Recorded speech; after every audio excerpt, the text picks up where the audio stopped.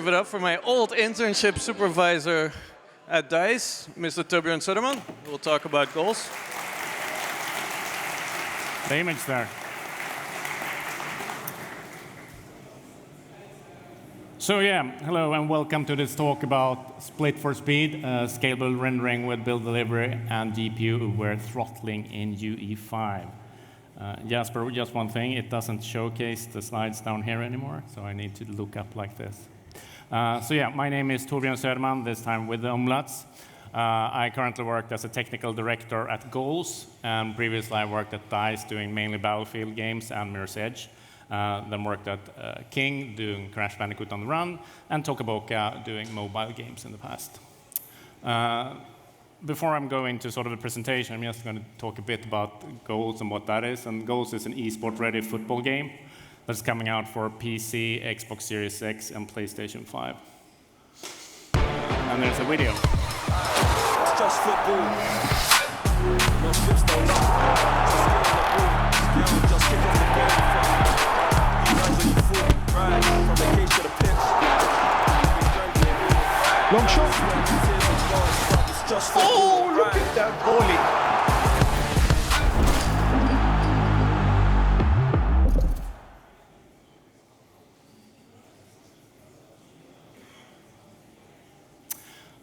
So at the beginning, when we started off with this project, we had a sort of internal slogan that was everyone's game.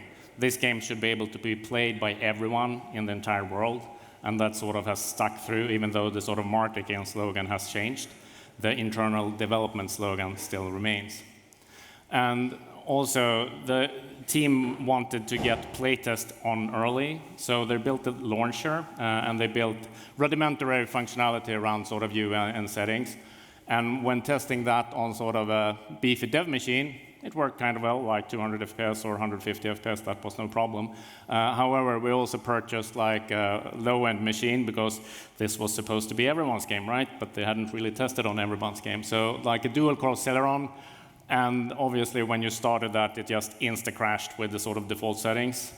So we had to do a lot of work, and getting it down to sort of 60, which would be sort of the esport equivalent of getting this to run, but then it looked like a Commodore 64 game, I would say. So it wasn't like the most pretty thing you could say. And this is just one character on a football field as well. One thing to note also is like, we went for like static lighting, baked lighting. It is a football game. We don't have dynamic time of day. We don't have any sort of dynamic lighting in the actual gameplay. So baked lighting and using light probes is basically what we went for.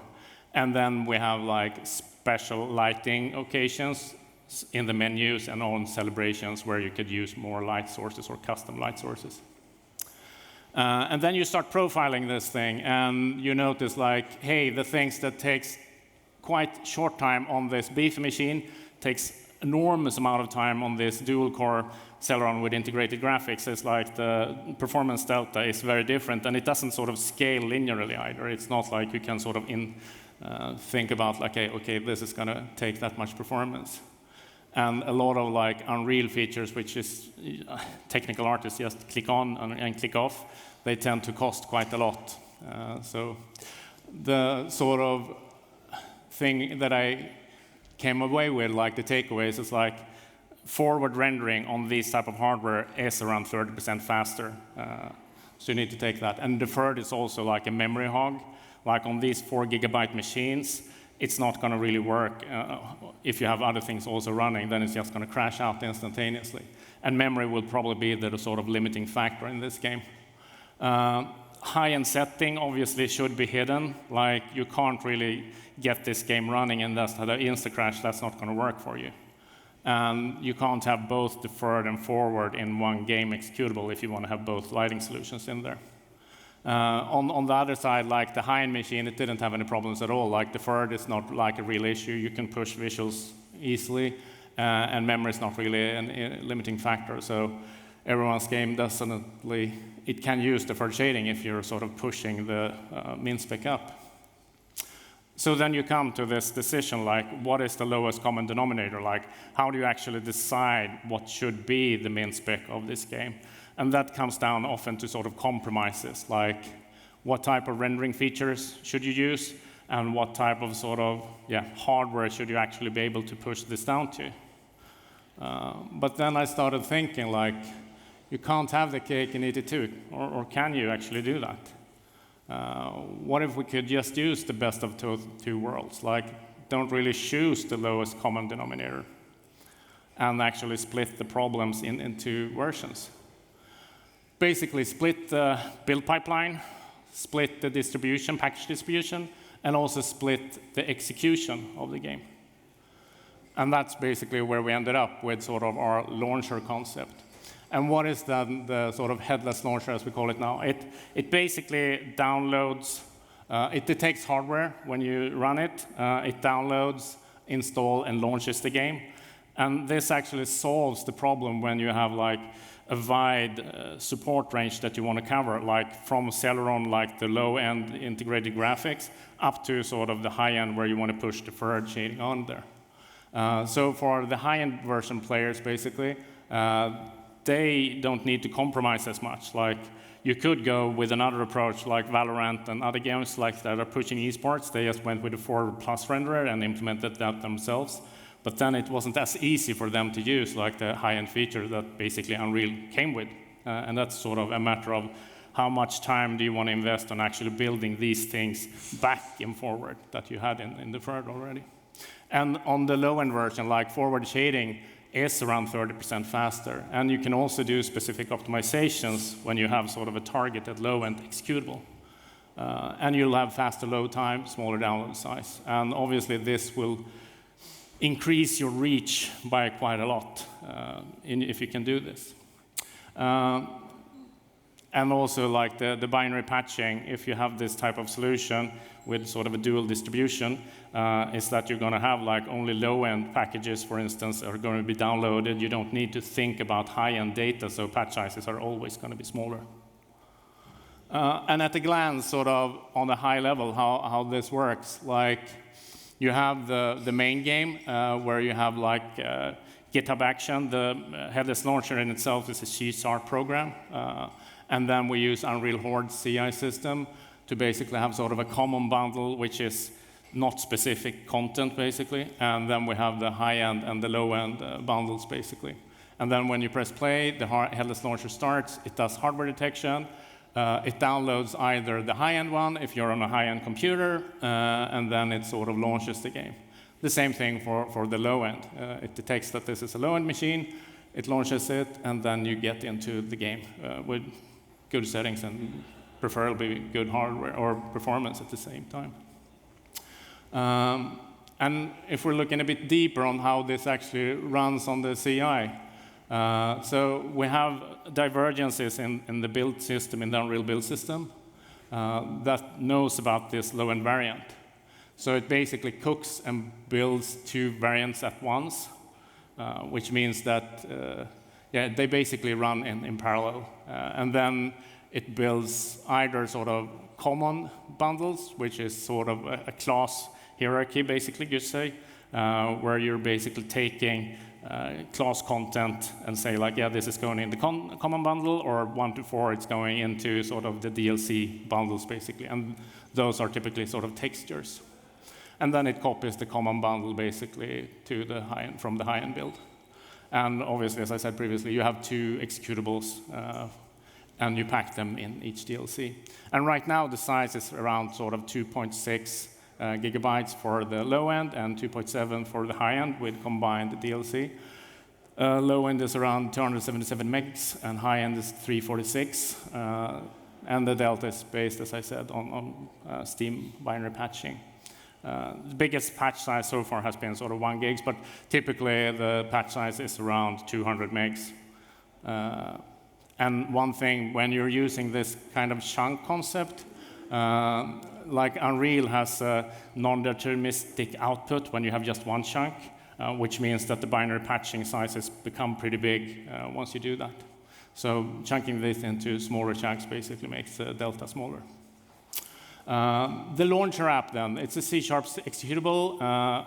You start it from Steam. It actually does the hardware detection. It detects GPU, CPU, looks at the memory and CPU and GPU feature level.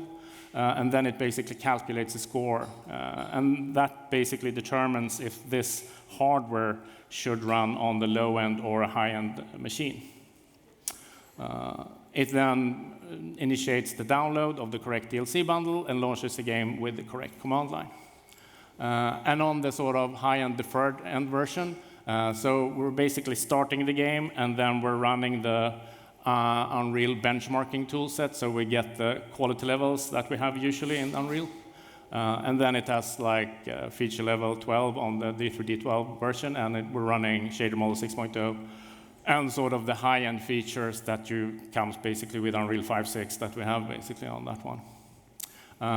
And also like one other opportunity here is like we have quite a lot of like IHV plugins like XCSS, FSR, and DLSS, and obviously those are not really important to have on a low-end version of the game because it makes no sense to run DLSS on sort of an integrated graphics, so you don't need to do that.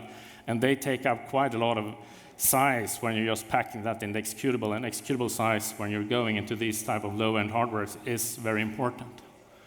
So that's a good distinction.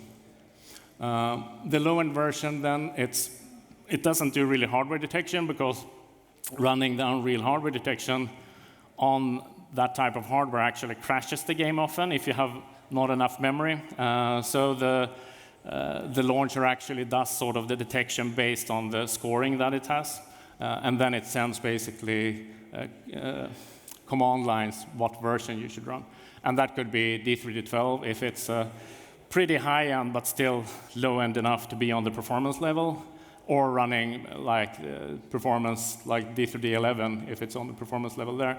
And then we recently introduced also something called ES 3.1, which is in Unreal, which is actually the mobile rendering path, but we made it work on desktop, and yeah, it runs pretty well, I must say.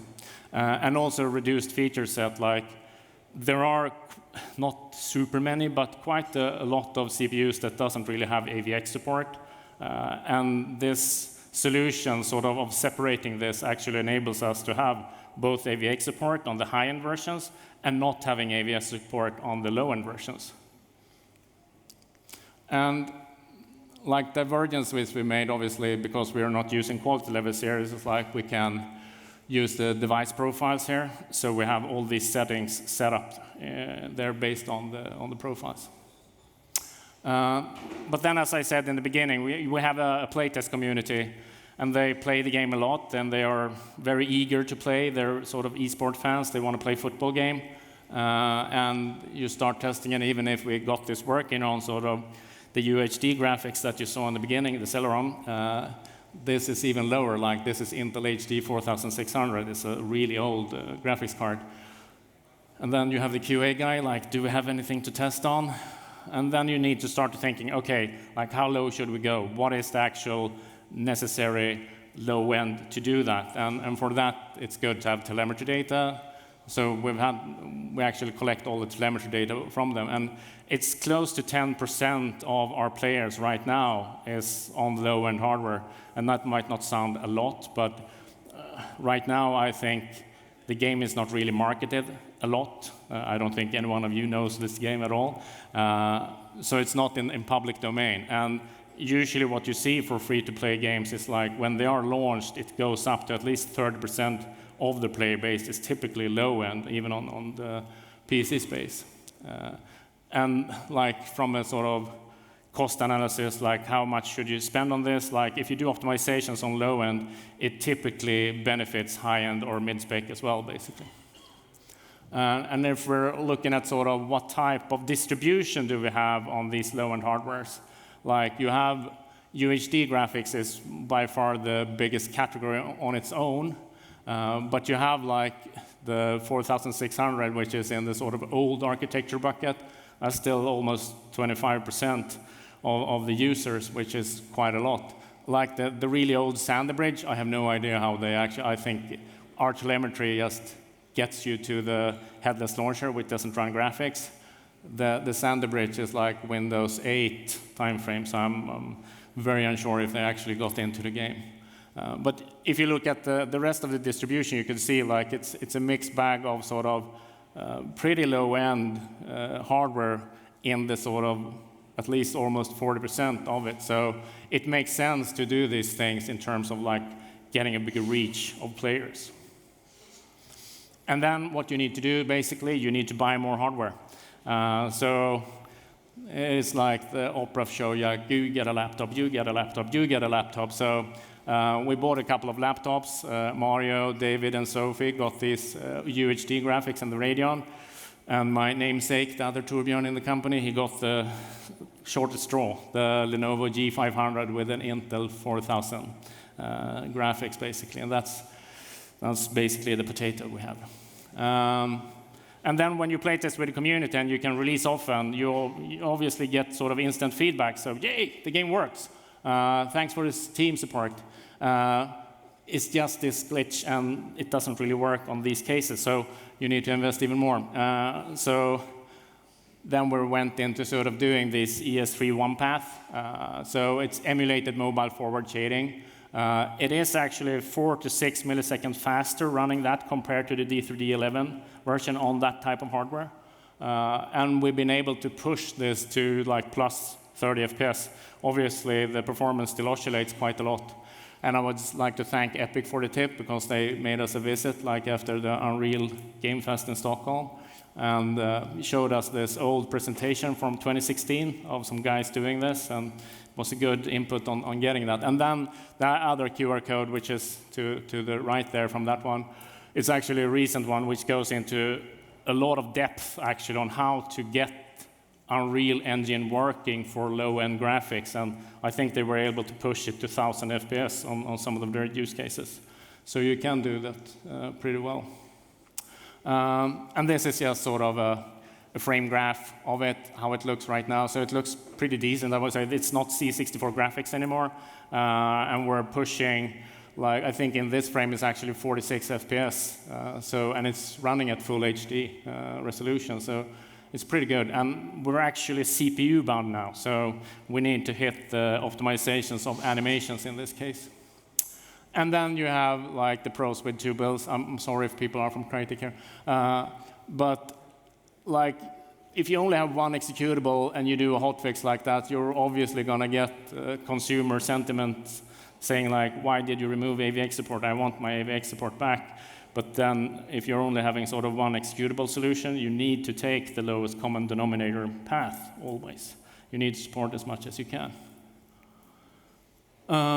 And future work in this form is basically, we've built this game to be able to play for everyone, and that means obviously mobile going down the route, and also for platforms like Switch and handhelds. And I would say sort of specifically Android and PC is basically in terms of scalability of hardware, it basically mimics each other.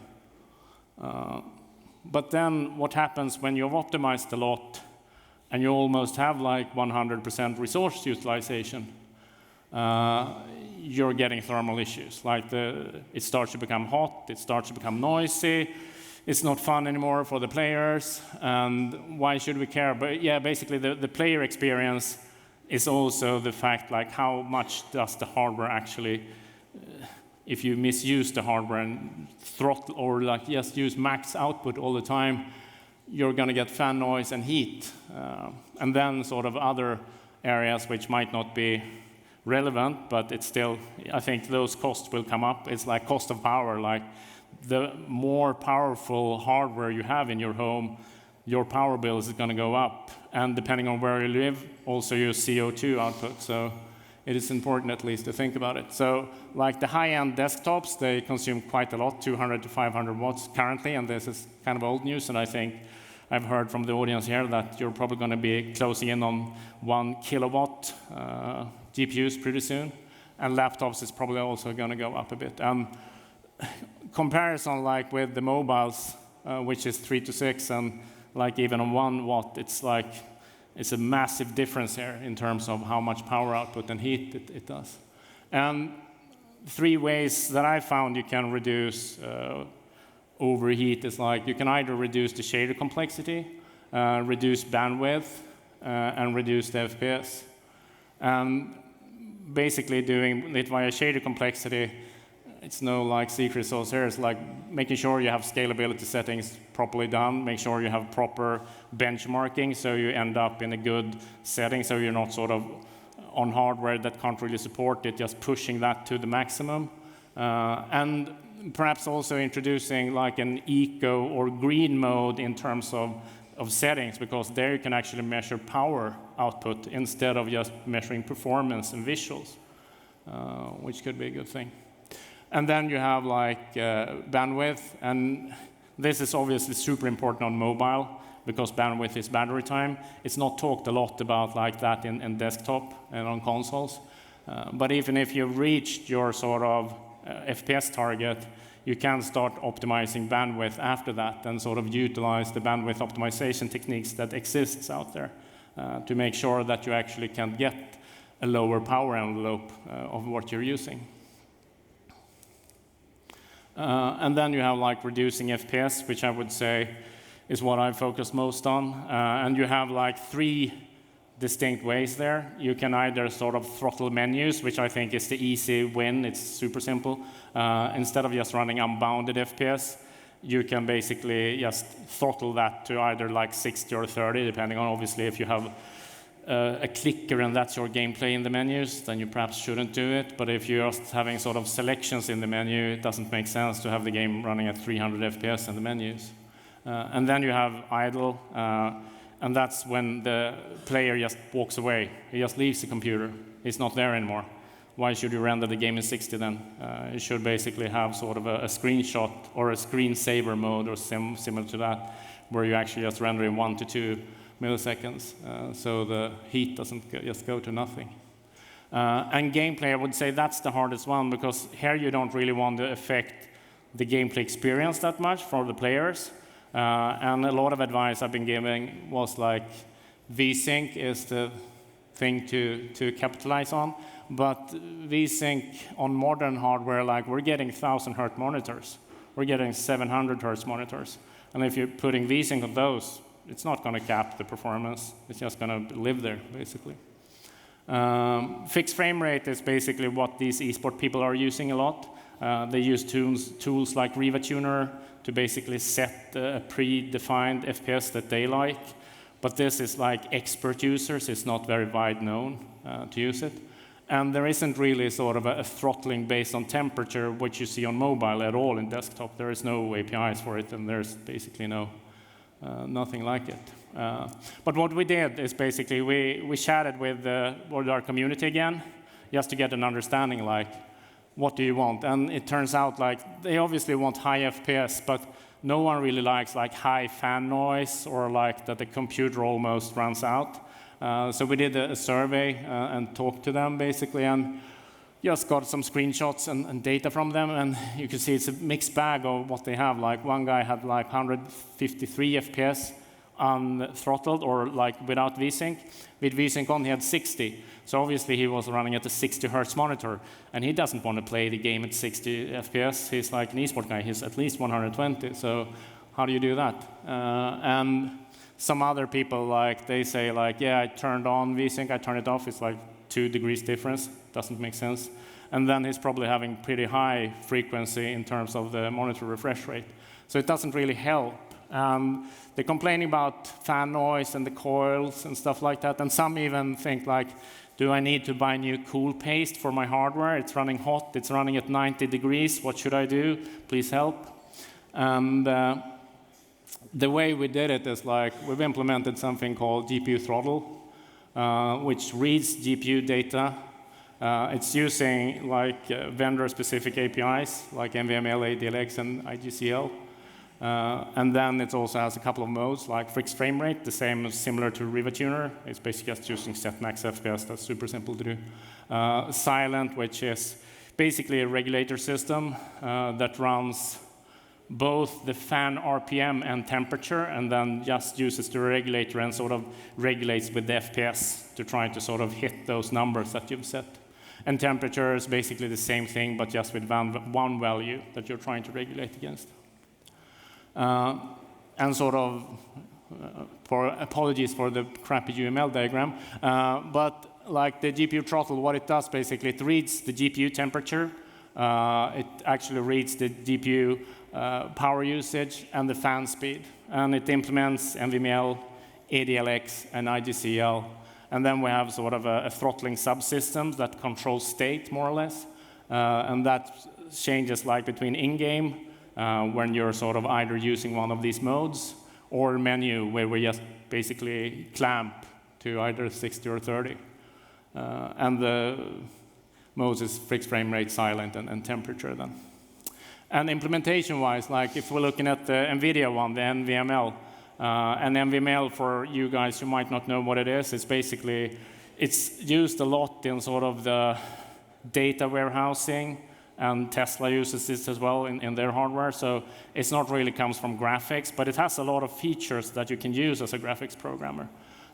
So reading like temperature is super simple. You can see that it's doing that. And then just reading out the power consumption is also super simple. Fan is basically the same. It's not hard to do this, I would say, at all. And then for ADLX, the AMD one, it's a bit different there because they have like two modes. They have what they call hotspot and sort of the ordinary outer temperature. And that it depends also on hardware, like does this hardware actually support the hotspot temperature or doesn't it support the hotspot temperature? And that you need to take care of. And power is like super simple. The fan noise was basically the same. IGCL, yeah, it's a bit different from an implementation point of view, but it does the same thing. Like I need to talk more to the Intel guys on this one. So big thank you, Intel people, for the help I got on this one. I appreciate it, because the syntax is a bit, yeah, it's different compared to the other ones. And like if you didn't miss it, you have the QR codes for implementations on these things there as well. And looking at sort of how this actually behaves.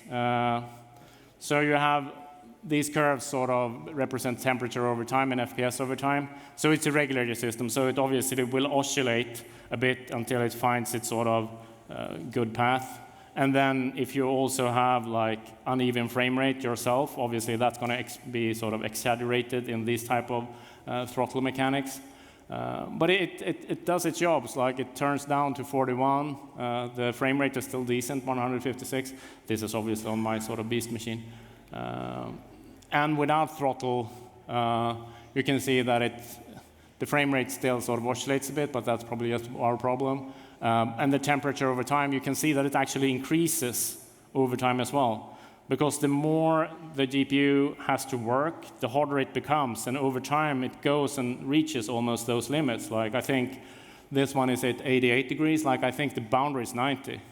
Then you're starting to hurt the hardware, actually. And obviously, the noise level is not fun. 50 compared to 41 is a big difference, actually, when you hear it. What about sort of the power output? Like, since it's a regulator system, it goes up high, and then it sort of goes down into sort of the FPS which was chosen. And non-throttle, it basically just maxes out all the way. Just uses all available power that it is. And why would this be sort of importance in sort of the society we live in now? It's like we're heading into like maximum of CO2 output here, I would say. And even though this might not concern everyone, I think we as an industry can do more in these terms if we start thinking about this a bit. Like the more energy you put into a system, the more accidents are going to happen, obviously. And if we're looking at sort of what are the biggest emission considerations, like where can you actually scale the most when you're doing things like this? Like on the top, you have category 11, and that is computer games, basically. It's computer games on mobile, it's computer games on sort of desktops and PCs. And since PCs are using so much power, they are actually consuming the most out of this. So if you want to make an impact instead of sort of walking with your plastic, not flying, I think this is actually where you can make the impact, because you have the power to actually make impact. The second category is like game servers and backend. They obviously consume a lot of power as well. From a sort of, they're still dwarfed here. I probably think they're going to increase, This data might be a bit old, but since the AI revolution, we now have a lot of GPUs on the infrastructure, and that's going to increase year over year, so we're going to have more and more here. But the good thing there, it costs money. And when something costs money, you optimize it from a company perspective. So I think from there, you're going to always do it. On the category 11, you don't need to care. And I think that's a bit of a shame. And then you have download and downstream emissions. They are not that big, but then again, like if you can optimize your patch size, if you can make sure that your download is as small as possible, it's a good thing to do.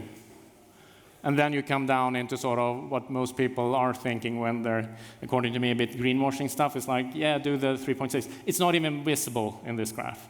It's not even giving you any sort of output from the bigger things. And I did sort of a layman's projection of the sort of throttle data I had. Sort of the energy consumption, if we could get people to run throttle versus just high end all the time, it's like 5.6 million or like 5.3 million kilowatt hours a year if we had sort of a Rocket League PCU, like a daily active user scoring. And that sort of translates into sort of $800,000 a year. And the CO2 that you would not release into the nature basically would be 2.5 million kilos of CO2. And that's quite a lot, I would say. It is basically 2,098 flights. And even if you don't fly that much, I think this can do more in a year, basically. If we look at our own telemetry, because the other data was basically just made up, you can see that the measurements actually work, which is good to verify that you're implementing something and you see that it actually works at scale. But consumers don't know about it, or they are not really informed what this is. Like throttling in gameplay, never heard of it. Like they do it on mobile, but nowhere else, basically. So it's not in your face. Obviously, from a user's perspective, like the fixed frame rate is by far the biggest one because people are aware of it. Silent and thermal, I've also labeled as experimental. So people, some are experimental, you could see at least. And then looking at sort of the future work where we can do here. Like obviously getting an improved UI so people understand more what this is. I don't think like the presets probably shouldn't be like off is what we have right now. It should probably be off, but you should be able to understand that this exists and what it does, because people don't really understand what this is. And to do that, I think adding on-screen counters as well, like why can't you like see your power output all the time? And that might be a good thing to do as well. Obviously, adding idle throttle, that's an easy one to do. I think Fortnite did that, and they saved huge amount of energy on that because a lot of people are just sitting, going and eating lunch, doing something else. The game is on, they come back and they play just by doing that, and that is pretty simple to do. And then sort of getting some form of real-time CO2 calculations would be good, at least from the user's perspective, to understand how much usage am I actually contributing with. And I think in this day and age, it should probably be possible. And this is obviously this ChatGPT, so it might be lies all over here. But there is like electricity maps API, which you can use to at least get some form of data where you live. And then there is a Windows API call, which is called Power Grid Forecast, which they actually use for Windows Update. So they actually do Windows Update when this number is pretty low. So they can be more carbon aware, you could say. And then also collaborate more with Sustainable Game Alliance. The slides you had there on sort of how much emissions that it comes from them. So they're a pretty good organization as well to be aware of.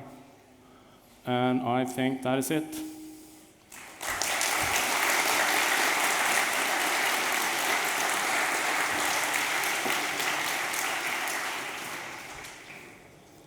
Thank you, Torbjörn. Are there any questions? Question of them.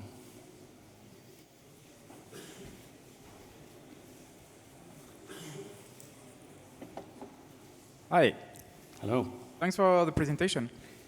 Regarding the splitting of essentially distributing a different version of the game to the user, I'm wondering if you guys have discussions with people like Steam to essentially have them do this sort of detection upstream.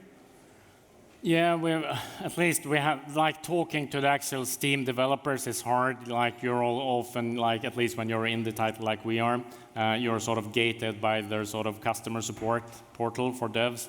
And the answer is basically, no, we're not going to look into this. I've read up on sort of the developer forums there as well, and they had some considerations, but they don't really want to get into it for different reasons. Yeah, that's unfortunate because as a player, as a user, I find it super annoying that you have Steam and then like every single game has its own launcher and you're like, I already have that on my computer, you know? It would be great. It would be great. Any other questions?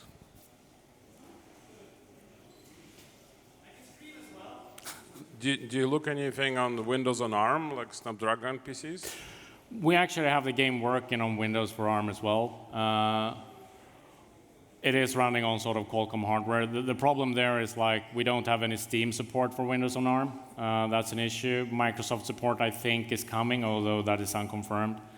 So the problem is distribution. And obviously, like the DLC model that we're using, we'll need to see if that is sort of applicable on this type of hardware as well. But it would be good because like we know the sort of WinARM64, both on Snapdragon, it has sort of a similar power curve. There are sort of very low-end devices and very high-end devices, and obviously it's good to make a split so you can make bespoke optimizations for the low-end. Why do you have a DX12 version in your performance mode with 5.1 and a DX11 with 5.0? It's like more shaders, bigger download. Is there an advantage to this? Like, most likely we're going to deprecate the X11 version.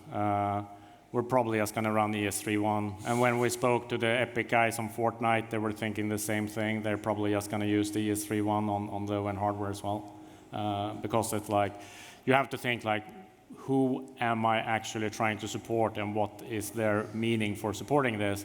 Is it like they can play the game and trying to reach 60 FPS even though the visuals might not be as great? Or is it that it should look good? And I think if you're really pushing for good looks, you're probably having a beefier hardware.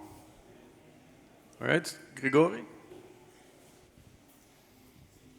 So you mentioned you're using baked lighting quite extensively. Do you actually have to run multiple bakes separately for low-end and high-end, or do you reuse the same data? So we use the same bake for both high-end and low-end. Obviously, that could be differentiation you could do to sort of lower the output. We have the capability to do that because we're running it sort of in parallel, right? So we can do it.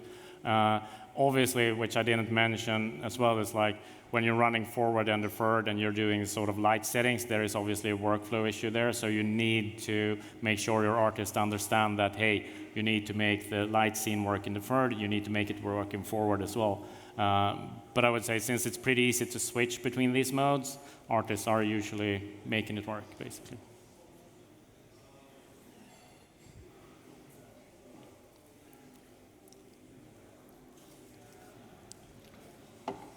Hello. Yeah. So I guess going between all these hardwares and the pipelines are quite some work, especially if one of them is buggy. You have to go through all the pipelines non-stop. And I actually saw that the game is releasing next year. So what would be the hard cut to say like, hey, we are done, we are releasing, we will patch it? I didn't catch a question, sorry. What's the hard cut to fixing all this stuff to say, to release a release date and saying like, hey, we are done releasing from now on. It's just patching because you already said you are already deprecating some stuff before even the release. So if you mean like the hard stop in terms of min spec, like how low are we actually trying to support? Hard stop and actually releasing it. Like this game is a live service game, but we have like obviously a launch date in like, I think it's April the 14th. So obviously like a month before that, you don't do that much more, but usually you fix bugs and you performance optimize. That's usually what you do, at least in my experience, when you're sort of shipping a game to try to get the player experience as good as possible. And then, since it's a live game as well, a free-to-play live game, we will sort of do increments in adding features, The hard thing, though, what I found specifically working on sort of Crash Bandicoot, which was also a free-to-play mobile title, is like, how do you keep up with the performance work after the game is launched, and you might not have the sort of performance experts on there anymore, it's just a live team that's running it. And I would say that's probably a harder problem. How do you keep up the low-end support? And that I have no answer to, other than sort of assigning people, keeping them working on it.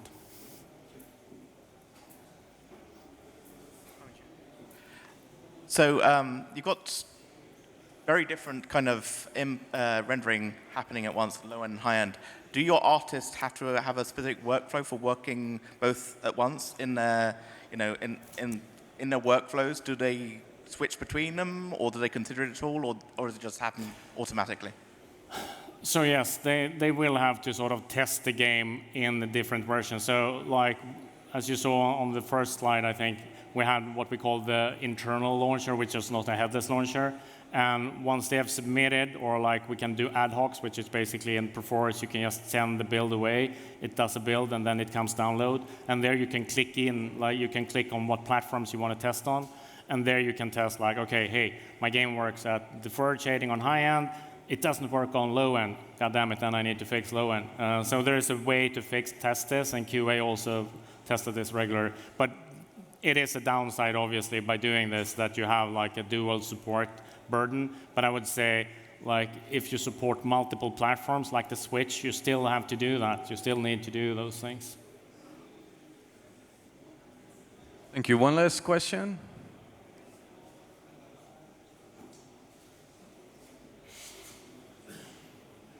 Hi, I wanted to ask one more about the switch between forward and deferred. Were there any key toggles or concessions you can make in the lower end or forward mode that you couldn't do by having a unified rendering path? I'm sort of asking as it's a big Yeah, I know. Like, and if you look at Fortnite, they went just with deferred, and the deferred path is very optimized, and that's what they keep on optimizing. So obviously, you could say like, hey, why don't you just choose deferred? It's going to make your life easier. The thing is, though, it uses more memory. You can't get away from that. Like, deferred will always have a higher like watermark compared to forward, even if it's not as optimized, you could say. But then our guys can also look into optimizing those things. So it's more on like, how low can you go and not run out of memory is probably the answer I would say.